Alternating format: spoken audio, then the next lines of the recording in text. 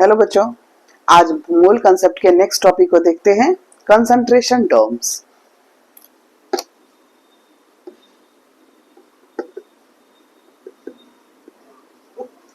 अब इसमें क्या क्या है? कंसंट्रेशन मतलब कोई भी सॉल्यूट का कंसंट्रेशन हम कितने तरीके से देख सकते हैं। सबसे पहले परसेंटेज के फॉर्म में देखते हैं कि किसी भी सॉल्यूशन में कितना परसेंट सॉल्यूट घुला हुआ है, मिक्स्ड है। तो अब उसको परसेंटेज में हम देखते हैं। जब हम परसेंटेज देखेंगे तो इसमें तीन तरह से हो जाएगा। पहले हो जाएगा मास अपॉन मास, मतलब सॉल्यूट भी मास के फॉर्म में है, मास of solute upon mass of solvent into 100। ये हो गया परसेंटेज का पहला तरीका, जिसे हम यदि मास में ही दिया हो सॉल्यूट और मास में ही सॉल्वेंट तो निकालेंगे। दूसरा है मास अपॉन वॉल्यूम। इसमें क्या करेंगे, मास of solute upon volume of solvent into 100 percentage निकालना है। और एक है वॉल्यूम अपॉन वॉल्यूम। इसमें क्या करते हैं, दोनों का जो है वैल्यू वॉल्यूम में दिया हो और इसको निकाल लेंगे। कंसंट्रेशन टर्म्स में परसेंटेज के फॉर्म में यदि निकालना हो तो मास बाय मास दिया हो तो मास में परसेंटेज निकालेंगे, मास बाय वॉल्यूम निकालेंगे और वॉल्यूम बाय वॉल्यूम निकालेंगे। अब आ जाते हैं दूसरा टर्म, जिसमें आ जाता है मोल फ्रैक्शन। मोल फ्रैक्शन क्या है? मोल फ्रैक्शन को निकालना हो तो इसके लिए हम क्या कहते हैं, mole of solute. Mole fraction निकालना हो तो इसको हम x mole fraction equal to, इसको हम एक्स भी लिख सकते हैं, mole of solute upon total mole. Total moles कितना है वो निकालते हैं। यह है मोल फ्रैक्शन निकालने का तरीका।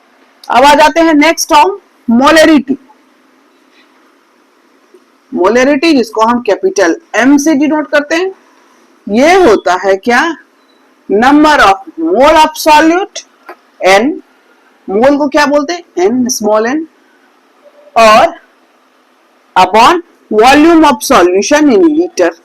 ये है मोलरिटी। नेक्स्ट टर्म देख लेते हैं, ये है मोलैलिटी।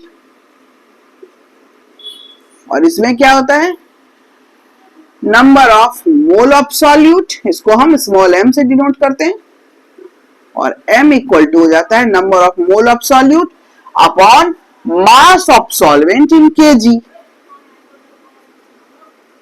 इसमें वॉल्यूम लेते हैं मोलरिटी में, उसमें लेते हैं मास ऑफ सॉल्वेंट इन kg। ये सारे टर्म्स हैं कंसंट्रेशन से रिलेटेड। इसमें भी है नंबर ऑफ मोल कितने वॉल्यूम में, नंबर ऑफ मोल कितने मास में, कितने kg में कितना सॉल्यूट है। सारे टर्म कंसंट्रेशन से रिलेटेड है।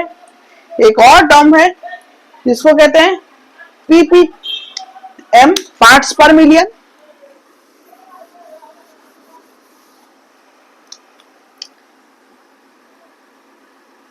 पार्ट्स पर million.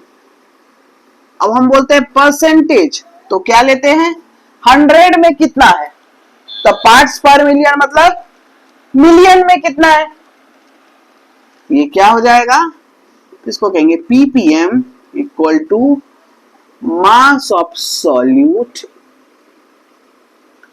Upon mass of solvent into 10 to the power 6।